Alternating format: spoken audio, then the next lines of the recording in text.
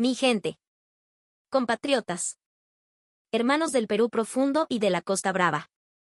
Aquí su amigo, el patriota económico, con el destape que hará temblar los cimientos de la economía mundial y les inflará el pecho de orgullo. Recuerden esto. Noviembre de 2024. Un auditorio lleno en un foro mundial. Un gringo arrogante, el CEO de una de las transnacionales mineras más grandes del mundo, se para frente a los micrófonos y se burla de nosotros en nuestra propia cara. Le preguntan por el Perú, por nuestros sueños de industrializar nuestros recursos. ¿Y qué responde, con esa sonrisita cínica que tanto conocemos? ¿El Perú? Un gran país, sí. Pero no son nuestros rivales. Les falta mucho para alcanzarnos. Y luego, la estocada final, la frase que nos humilló a todos: el Perú solo sabe cavar la tierra, jamás sabrá refinarla. ¡A su mare! ¿Qué tal, Concha? Nos dijeron que éramos simples obreros, buenos para el pico y la lampa, pero demasiado brutos para la ciencia y la tecnología. Nos vieron la cara de cholitos. Y cuando le preguntaron por nuestros proyectos, por nuestra nueva refinería, por nuestros planes de procesar nuestro propio litio, se rió. Se rió en la cara de todo un país. Un sueño ingenuo, dijo. Esos proyectos estatales nunca funcionarán por los costos, es imposible. ¿Y sobre la calidad de nuestros primeros lotes de prueba? Se burló. ¿Calidad? ¿Acaso tenían clientes para empezar? El Perú está acabado en la carrera tecnológica. Compatriotas. Esa risa, ese desprecio, esa arrogancia. Fue el combustible que encendió la llama de nuestra revancha. Porque hoy, 17 de enero de 2026, la tortilla se ha volteado de una manera espectacular. Mientras esos gigantes extranjeros se ahogan en sus propios fracasos, en sus proyectos paralizados por conflictos sociales en Cajamarca y Arequipa, el Perú, nuestro Perú, acaba de firmar un contrato de $22.800 millones con el mismísimo Elon Musk. Tesla comprará nuestro litio refinado, nuestro litio con valor agregado peruano.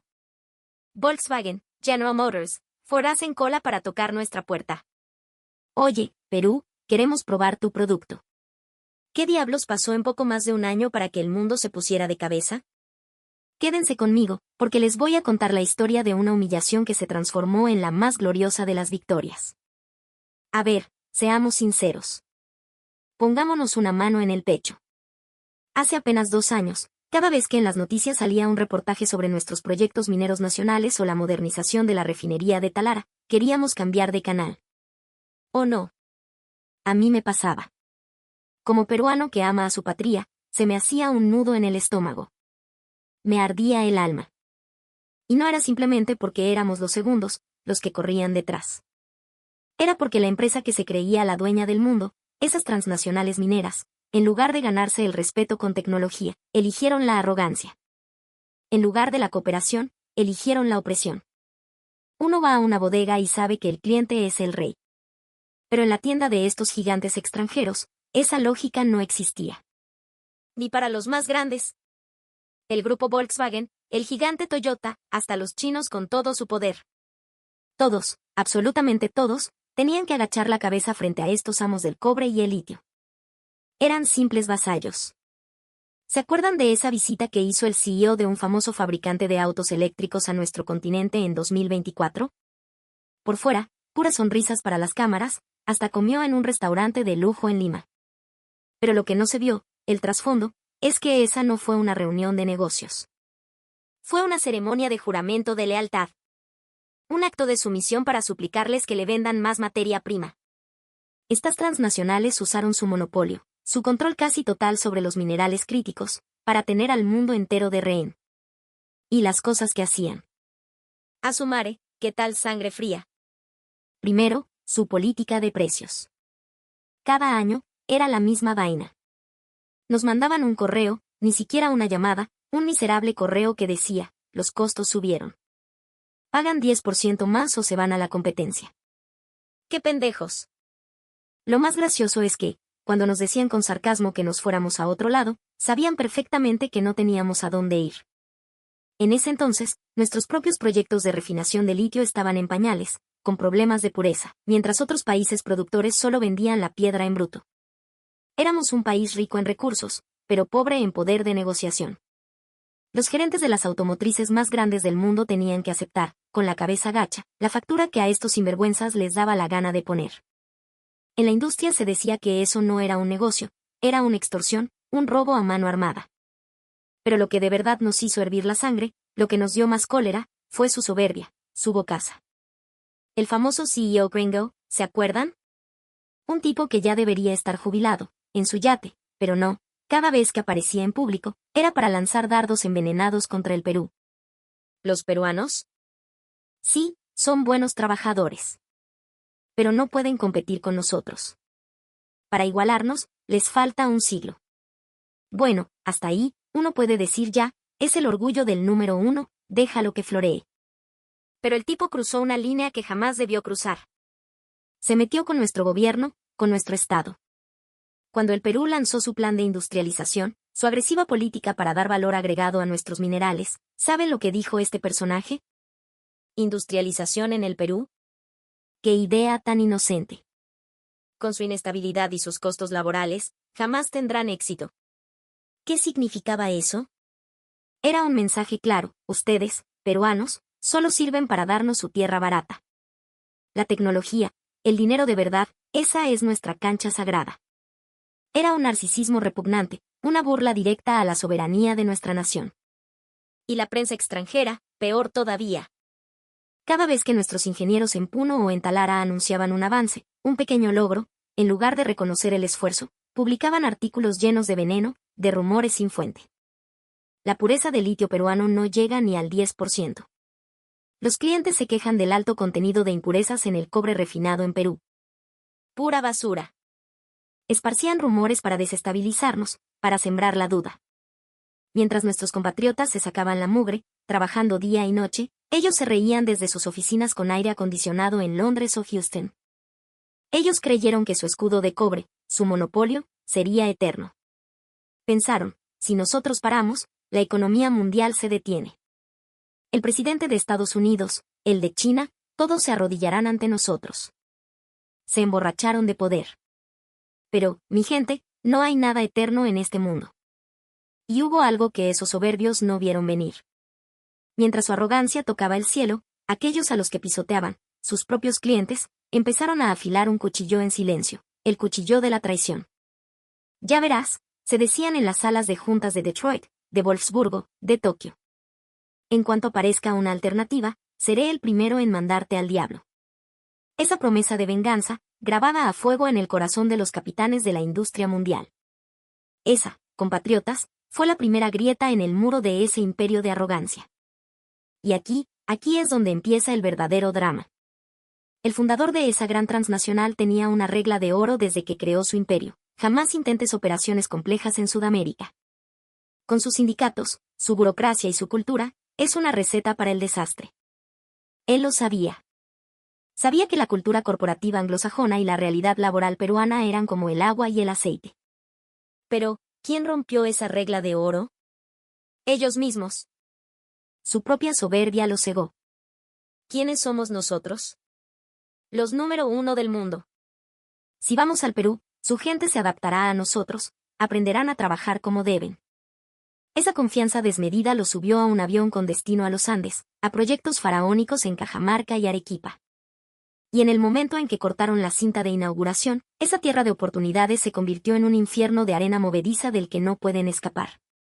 ¿Quieren saber qué está pasando realmente allí adentro? Las historias que se filtran son peores que cualquier pesadilla. Lo primero que explotó, como no podía ser de otra manera, fue el problema con la gente, con nuestra gente. La fórmula del éxito de estas empresas siempre fue simple y brutal: contratar a los mejores cerebros, con maestrías y doctorados, pagarles un sueldo decente pero exprimirlos 24 horas al día, 7 días a la semana, con una disciplina militar. En sus países de origen, quizás eso funciona. Pero aquí en el Perú, en la tierra de Túpac Amaru. ¡Ja! Imaginen a un gerente gringo llamando a un ingeniero arequipeño a las 3 de la mañana. Oye, hay un problema en la planta, ven volando ahora mismo. ¿Qué creen que le responde nuestro compatriota? ¿Está usted loco? Eso es explotación laboral. Voy a llamar a mi abogado y a la SUNAFIL. Y al día siguiente, renuncia sin mirar atrás. Porque el peruano tiene dignidad, carajo. Los rumores dicen que los gritos se escuchan a diario en esas operaciones. Los supervisores extranjeros que trajeron se quejan de que los peruanos son flojos, mientras que nuestros trabajadores los miran con desprecio y dicen, ¿qué se creen estos? ¿Que esto es una hacienda de la colonia? La situación es tan grave que en los foros de Internet para profesionales, llueven las advertencias. Trabajar para esa minera es la tumba de tu carrera, el peor ambiente laboral del planeta. Con ese clima de guerra, ¿ustedes creen que se puede producir algo de alta tecnología? La refinación de litio a grado batería es un arte. Una mota de polvo, una variación de 0.1 grados de temperatura, y todo el lote se va al diablo. Si la gente que lo produce está llena de cólera, de resentimiento, ¿cómo se puede esperar un producto perfecto? El resultado fue exactamente el que se temía. Mientras en sus plantas modelo en otros países logran una eficiencia del 90%, en sus nuevos y millonarios proyectos en el Perú, a fines de 2024, la eficiencia apenas llegaba al 60%. Esto significa que de cada 10 toneladas de mineral que procesan, 4 se van directo a la basura. Eso no es un negocio, es una obra de caridad para regalarle plata al desierto. Las críticas son feroces. Están literalmente quemando dinero en los Andes. Y aunque dicen que para agosto de 2025 lograron un pequeño balance, ¿cuánto puede durar eso? Pero el verdadero problema es otro. Es la cruda realidad de la infraestructura que ellos creían que podían dominar. Se equivocaron. Pensaron que el Estado peruano se iba a poner de alfombra para ellos, como quizás lo hacían otros gobiernos. En sus países, si falta agua, le cortan el riego a los agricultores para dársela a la fábrica. Aquí, ¿qué pasa en las alturas de Arequipa cuando hay sequía? Señores, el agua es un derecho del pueblo. Si quieren más, paguen más. ¿La red eléctrica es inestable? Ese es su problema, inviertan en sus propios generadores. ¿Las comunidades protestan y bloquean la carretera? Bienvenidos al Perú, tendrán que aprender a dialogar. Esta es la situación. Sus costos son 50% más altos que en su país de origen. La calidad del producto es un desastre. Sus trabajadores huyen despavoridos y la infraestructura es un dolor de cabeza constante. Los altos ejecutivos en sus oficinas de lujo por fin deben estar entendiendo. El viejo tenía razón. Esto no es la tierra de las oportunidades, es la tierra de las pesadillas. ¿Y saben qué es lo más aterrador para ellos? Que no tienen escapatoria. Ya invirtieron miles de millones de dólares. Tienen compromisos firmados con el gobierno que no pueden romper. Encima, para conseguir los permisos, prometieron construir más y más plantas. Prometieron un montón de proyectos cuando ni siquiera pueden hacer funcionar uno solo. Sus pérdidas crecen como una bola de nieve. Si se quedan, se hunden en deudas, si se van, enfrentan demandas millonarias y la furia de un gobierno. Están atrapados. Sin salida. Jaque mate. Ahora, pónganse en los zapatos de los gerentes de Volkswagen, de Toyota. ¿Qué pensarán al ver este desastre? ¿Voy a confiarle el corazón de mis autos eléctricos, el futuro de mi compañía, a una operación que es un completo caos? En sus mentes, por primera vez en 30 años, una palabra mágica empezó a brillar: alternativa. Hagamos una pausa, compatriotas. Pensemos por un momento en nuestros ingenieros, en nuestros técnicos. ¿Se imaginan su frustración? Pasaban noches en vela desarrollando nuevas técnicas de refinación, y la prensa vendida decía: el proyecto de Talara es un fracaso. Las transnacionales se reían: no son competencia. Los analistas repetían rumores falsos para bajarnos la moral. Cuando la pureza de nuestro primer lote de litio no era la ideal, ¿cómo se sintieron esos ingenieros? Entregaron su vida, sacrificaron fines de semana, tiempo con su familia, lo dieron todo. Y el resultado no llegaba, y el mundo se burlaba. ¡Qué impotencia, qué amargura! Pero no se rindieron. Jamás. 20 años. Durante 20 largos y jodidos años, el Perú aguantó vara en su proyecto de la refinería de Talara. 20 años de insultos, de ninguneo, de burlas. 20 años en los que, en silencio, con la humildad del que sabe que el tiempo le dará la razón, nuestros ingenieros afilaron sus cuchillos. Y esa paciencia, esa garra, esa terquedad chola, hoy, en 2026, finalmente está dando sus frutos. Ahora, cambiemos de escenario. Dejemos el infierno polvoriento de Cajamarca y viajemos a la costa norte, a Talara. porque aquí empieza el verdadero giro de la historia. Mientras los extranjeros se ahogan en sus problemas a 1.500 kilómetros de distancia, ¿cómo está la nueva refinería peruana? Extrañamente, maravillosamente silenciosa y estable. No se escuchan gritos. No hay quejas de los trabajadores. No hay noticias de paralizaciones. Solo se oye el zumbido majestuoso de la maquinaria de última generación y el movimiento rítmico de los brazos robóticos. ¿Por qué? ¿Acaso tuvimos suerte? Ni hablar. El Perú vio el futuro. O, para ser más exactos, el Perú ya había recibido los golpes. Ya habíamos aprendido la lección. Viajemos un poco en el tiempo. Petroperú y nuestros ingenieros llevan décadas luchando con la realidad de hacer industria en nuestro país. También sufrimos los choques culturales, la falta de personal calificado, la burocracia. Sufrimos en carne propia todo lo que los gringos recién están descubriendo. Pero aquí es donde nuestra respuesta fue diferente. Mientras ellos intentan exprimir a la gente hasta la última gota, nosotros aprendimos una lección fundamental, grabada a fuego. En el Perú, si basas tu operación en la explotación de la gente, estás 100% condenado al fracaso. La clave no es la gente. La clave es un sistema perfecto que funcione a pesar de la gente. Por eso, en los últimos 20 años, el Perú se obsesionó con un objetivo, la automatización total de sus plantas estratégicas. Si falta personal, que lo haga un robot.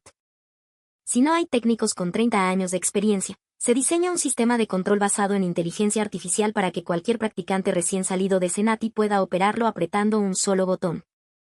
Esta es la diferencia crucial que hoy, en 2026, nos separa. Ellos todavía dependen de la gente. Nosotros dependemos del sistema. Y para mostrarles cuán brutal es esta diferencia, recordemos un evento clave, el fenómeno del Niño de 2017. Un desastre natural que paralizó el norte del país. Ciudades inundadas, carreteras destruidas, la red eléctrica colapsada. Para una planta industrial, que se corte la luz es como si a un ser humano se le parara el corazón. Una pérdida de miles de millones de dólares. ¿Qué pasó con las plantas de las otras empresas? Sin preparación, el corte de energía fue catastrófico. Tuberías reventaron, equipos se dañaron. Tardaron meses en volver a operar. ¿Pero la refinería de Talara? Fue diferente. Justo antes del colapso eléctrico, nuestros ingenieros ejecutaron un plan maestro. Como un piloto que realiza un aterrizaje de emergencia antes de que el avión se estrelle, activaron un protocolo de apagado de seguridad, perfeccionado durante décadas. Gracias a eso, cuando la energía regresó, la planta volvió a la normalidad en cuestión de días. En ese momento, el gobierno y los observadores internacionales se convencieron, la industria peruana no se detiene ante nada. Esa confianza, ese capital de credibilidad ganado a pulso, es la verdadera razón del milagro que estamos presenciando hoy. Ahora, déjenme hacerles una pregunta. ¿Creen que la única arma que el Perú preparó para esta guerra fue la planta de Talara?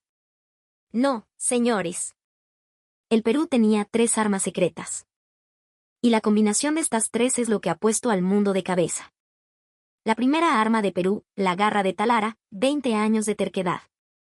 Como acabamos de ver, son 3 décadas de experiencia acumulada en nuestro propio terreno. Sistemas de automatización, manuales de respuesta a crisis, una estrategia de adaptación local.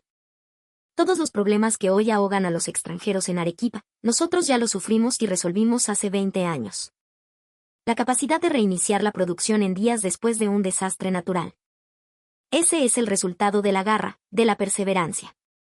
La segunda arma de Perú, la tecnología de refinación de litio de grado batería. Escuchen bien, porque esto es clave.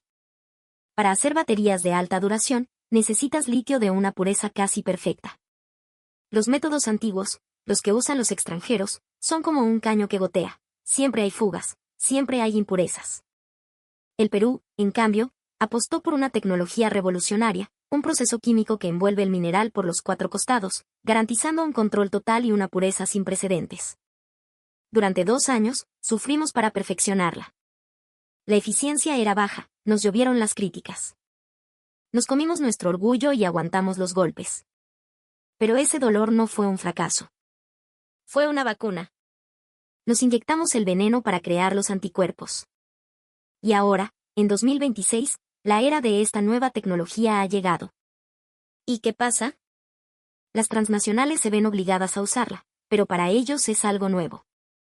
Están recién empezando, cometiendo errores, aprendiendo a los tropezones. ¿Y nosotros?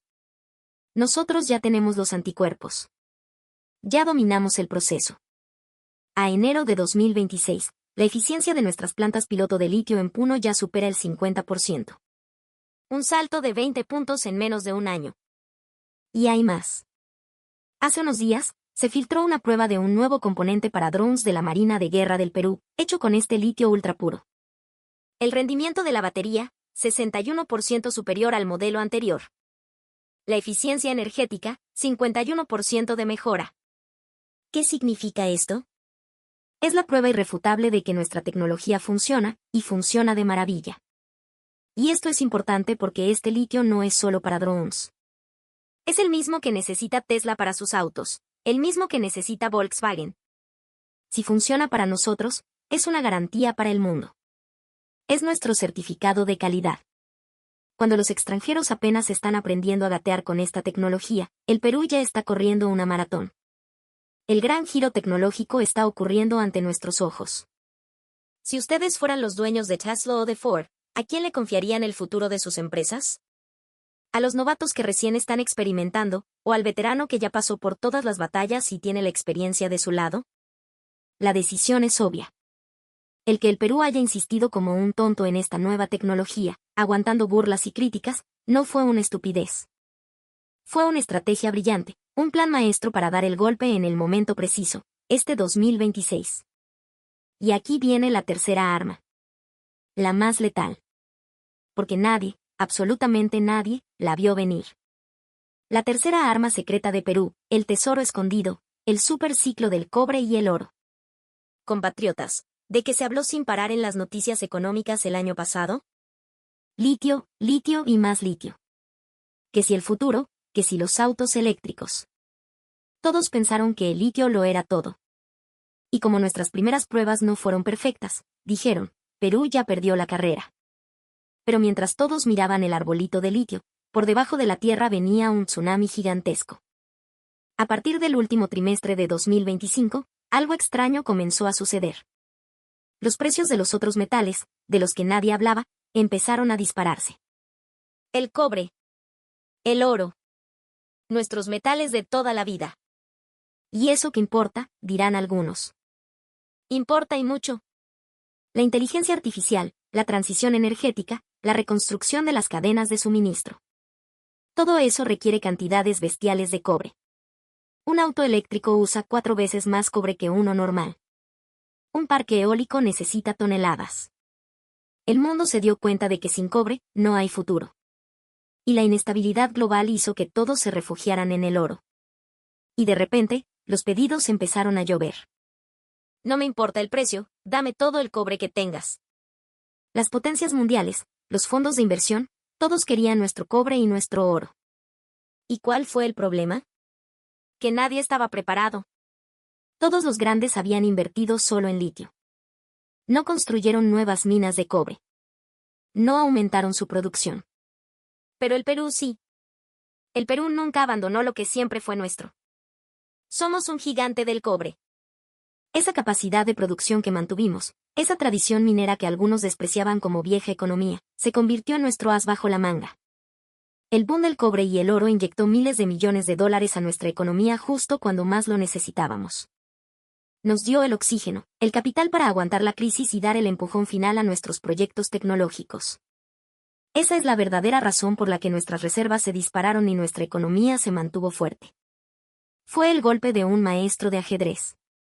Mientras los arrogantes apostaban todo a una carta, el Perú, astuto y paciente, jugó en varios tableros a la vez. Así que resumamos. Las 3 armas que el Perú preparó para esta remontada histórica. Primero, la garra de Talara, 20 años de experiencia y automatización para producir de manera estable en nuestro propio país. Segundo, la tecnología de refinación de litio, adelantándonos a todos y dominando el proceso del futuro. Y tercero, el tesoro escondido del cobre y el oro, el poder de nuestra minería tradicional que nadie vio venir. La combinación de estas 3 armas es lo que nos tiene hoy a punto de cambiar las reglas del juego para siempre. ¿Quieren pruebas? Veamos cómo el dinero, el gran capital, está cambiando de bando. Las empresas no votan con palabras, votan con sus chequeras. Hace un año, todos los caminos llevaban a las oficinas de las transnacionales. Al Perú, con suerte, le tiraban la puerta en la cara. Pero hoy, en 2026, esos mismos que nos despreciaron están tocando nuestra puerta. Y con desesperación. El primero en mover el tablero fue el tipo más exigente y mediático del planeta, Elon Musk. El 28 de julio de 2025, Musk lanzó una bomba en su cuenta de X. La nueva y masiva planta de procesamiento en Perú se encargará exclusivamente de nuestro chip de IA de próxima generación para Tesla.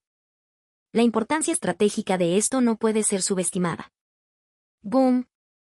El mismo día, el gobierno peruano confirmaba un contrato de suministro por un valor total de $22.700 millones.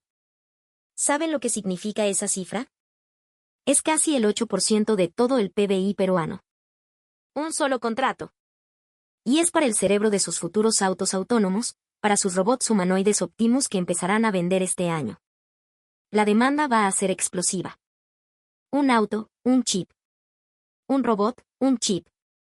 Un supercomputador, miles de chips. Esos 23.000 millones son solo el comienzo. Podrían convertirse en 50.000, en 100.000 millones. El Perú se ha asegurado una vena de oro para las próximas décadas. Pero no termina ahí. Volkswagen. Por años, ellos también nos dieron la espalda, prefiriendo a los gigantes de siempre. Pero hace poco, el CEO de Volkswagen elogió públicamente los avances de la industria peruana y sugirió una fuerte colaboración. Fuentes de la industria dicen que ya están probando muestras de nuestro litio refinado para sus nuevas baterías. Esto no es floro, mi gente. Es que el precio que les cobran los otros se fue a las nubes y la presión es insoportable. El miedo a depender de un solo proveedor, uno tan arrogante e inestable, los está empujando de vuelta a nuestros brazos. Y lo mismo pasa con General Motors y Ford. Están en negociaciones avanzadas para que el Perú sea parte de su cadena de suministro. Un experto del mercado lo dijo claro, las automotrices antes buscaban solo precio. Ahora, lo más importante es la puntualidad y la confiabilidad. Confiarle todo tu futuro a los proveedores tradicionales, con sus plantas paralizadas por protestas, es un riesgo demasiado grande. Y aquí hay otro factor clave, el riesgo geopolítico. Los dueños de estas megacorporaciones están apostando el futuro de la humanidad a la inteligencia artificial y la electromovilidad. Necesitan una cantidad astronómica de minerales.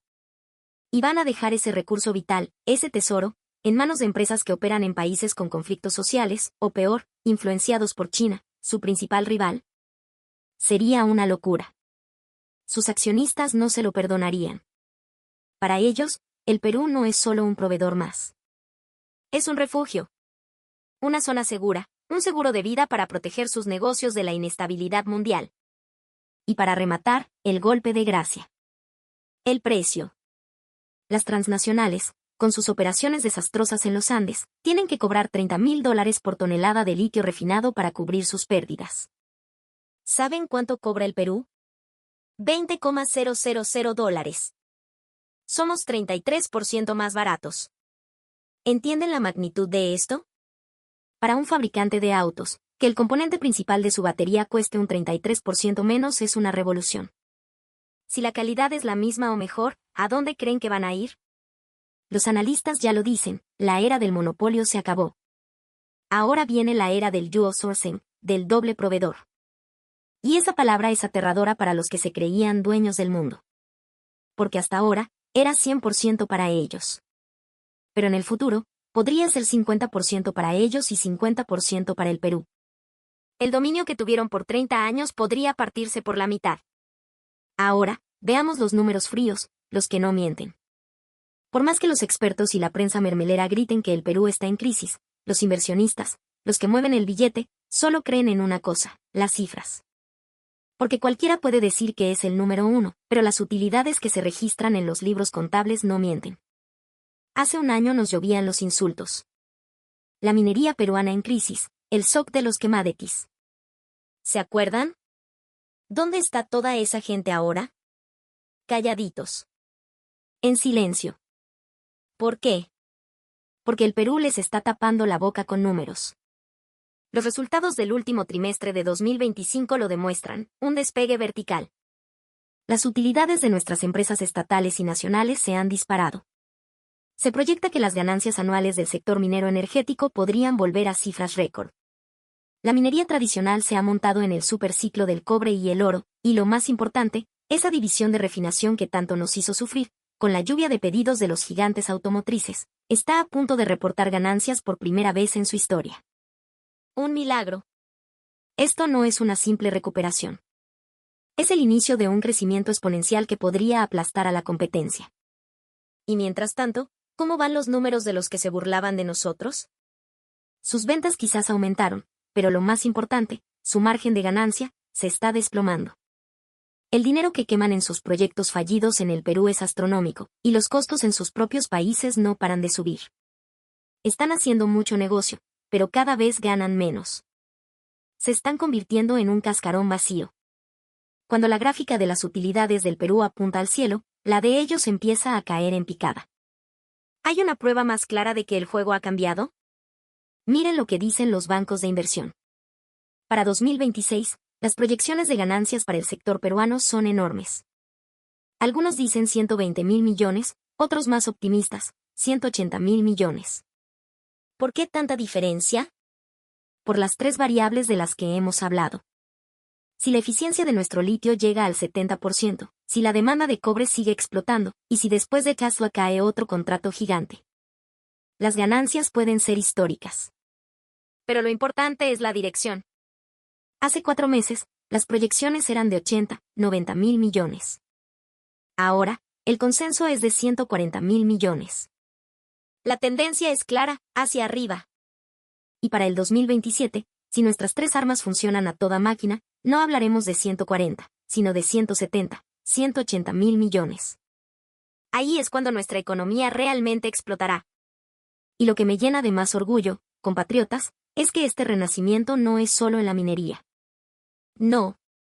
El otro corazón de la industria peruana, nuestros astilleros del CIMA, también están despertando. Parecía que los chinos nos habían barrido con sus precios bajos, pero hoy, nuestros astilleros no tienen espacio para construir más barcos. Los contratos no paran de llegar, sobre todo para las patrulleras y buques de alto valor que solo el Perú sabe hacer con esa calidad. ¿Y nuestra industria de defensa? Nuestros drones, nuestros sistemas de vigilancia, se exportan a toda la región. Minería, construcción naval, defensa. Los tres motores del Perú están rugiendo al mismo tiempo. ¿Qué significa esto? Que en medio del caos mundial, de las guerras, de las cadenas de suministro rotas, el mundo se está dando cuenta de que al final del día, solo se puede confiar en la capacidad industrial del Perú. La terquedad de nuestros ingenieros en Talara, la sangre, sudor y lágrimas de nuestros técnicos, por fin están siendo recompensadas con la única medida que el mundo capitalista entiende, el dinero. Dicen que la crisis es una oportunidad. Pero para el que no está preparado, la crisis es solo un desastre. El Perú estaba preparado. Y ahora, ha llegado el momento de cosechar los frutos. Por fin podemos decirlo, con cautela pero con firmeza, el fin del monopolio de las transnacionales arrogantes ha comenzado. El momento en que el número 2, el que afiló sus dientes en silencio, por fin le muerde el cuello al número 1 que se durmió en sus laureles. La edad de oro de la industria peruana no se había acabado. No. Apenas está comenzando. Y el 2026 será el año decisivo. La eficiencia de nuestro litio apunta al 70% para fin de año. La refinería de Talara ya opera a plena capacidad. Los proyectos de los extranjeros siguen estancados en conflictos y sobrecostos. Sus clientes ya se preparan para diversificar, para venir hacia nosotros. Es solo cuestión de tiempo. 30 años desde que empezamos a soñar con esto. 4 años desde que nuestros primeros intentos de refinación fracasaron estrepitosamente. Todo ese tiempo no fue en vano. El fracaso no fue fracaso, fue aprendizaje. El dolor no fue dolor, fue una vacuna. La paciencia no fue paciencia, fue preparación. Cuando ellos se reían diciendo que no éramos rivales, nuestros ingenieros se tragaban las lágrimas y afilaban el bisturí de la tecnología. Cuando ellos se burlaban de que en el Perú era imposible tener éxito, nosotros echábamos raíces más profundas en nuestra tierra. Cuando ellos usaban a sus clientes de rehenes para subir los precios, nosotros preparábamos un producto mejor, 33% más barato. El resultado está a la vista. El contrato de 22.8 mil millones de Tesla. El regreso de los gigantes automotrices. Las ganancias de 140.000 millones. La recuperación de nuestra participación de mercado. Los números lo demuestran. La remontada del Perú ha comenzado. Mi gente, el imperio de los arrogantes, que parecía eterno, puede derrumbarse como un castillo de arena ante la terquedad y la garra de nuestro pueblo. En este 2026, el Perú le está demostrando al mundo una lección: no importa cuán bueno seas, si tu arrogancia te hace perder la confianza de tus socios, tu final está escrito. Yo soy un peruano que invirtió en su país. Y en los últimos años, ha sido duro. Muy duro. El pesimismo, las malas noticias, la gente alrededor diciéndote saca tu plata de ahí, el Perú se hunde. Pero yo creí en la fuerza de nuestros ingenieros. Creí en la tecnología acumulada por décadas. Creí en la terquedad de nuestra gente. Y esa fe, esa maldita fe, no estaba equivocada. Los números me están dando la razón. Y sé que ustedes también. ¿Hay alguien aquí que apostó por el Perú? ¿Alguien que mantuvo sus inversiones, que emprendió un negocio, que siguió trabajando con fe? ¡Felicitaciones! Ustedes invirtieron en el futuro de la patria. No en un simple papel, sino en el sudor de nuestros ingenieros, en las noches en vela de nuestros técnicos, en la garra de todo un pueblo. Y esa inversión, hoy, empieza a rendir frutos. Un aplauso para la fuerza de nuestras empresas. Y sobre todo, para esos miles de héroes anónimos, los ingenieros y trabajadores que, lejos de las cámaras, se sacaron la mugre por todos nosotros. Los extranjeros fueron arrogantes. Creyeron que eran eternos. Pero el Perú fue humilde. Aceptó sus fracasos, aprendió y se levantó. Ellos se enfocaron en la ganancia a corto plazo, en exprimir a sus clientes. Pero el Perú eligió una estrategia a largo plazo, aguantando pérdidas por décadas para echar raíces sólidas. Ellos se durmieron en su monopolio.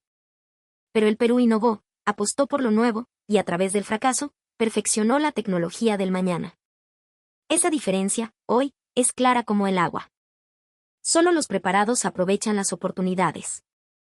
El que no se prepara, es devorado por la crisis. El Perú estaba preparado. La suerte está echada. Este 2026, cuando se publiquen las cifras finales, y en 2027. Ya nadie dirá que el Perú persigue a los líderes. No. Dirán, el Perú ha alcanzado a los líderes. O quizás, solo quizás, dirán, el Perú ha superado a los líderes. Compatriotas, crean en la fuerza del Perú. Nos caímos con el terrorismo, y nos levantamos. Nos golpeó el FMI, y nos levantamos.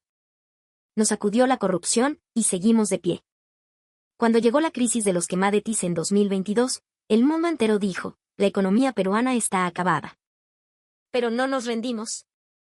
Y hoy, en 2026, no solo nos estamos levantando. Estamos despegando. Nuestras agroexportaciones conquistan el mundo. Nuestra industria recupera su poder. Nuestra minería se moderniza y lidera. ¿Es una coincidencia? No. Es la terquedad de nuestros ingenieros. Es la fuerza de nuestros empresarios. Es la garra de nuestro pueblo. Somos un país complicado. Sin muchos recursos, con una geografía infernal. Pero tenemos algo que otros no tienen. Una perseverancia que no se rinde. Una resiliencia que nos permite levantarnos de cada caída. Y una sabiduría chola, pícara, que convierte cada crisis en una oportunidad. Ese es el ADN del Perú. Por más que los otros sean arrogantes, nosotros aprendemos con humildad. Por más que monopolicen el mercado, nosotros desarrollamos tecnología en silencio. Por más que se rían, nosotros al final, lo demostramos. Con números. Con resultados. Con participación de mercado. Y hoy, 2026, esa demostración está comenzando. Fuerza, Perú. Arriba, Perú. Carajo. Si se puede.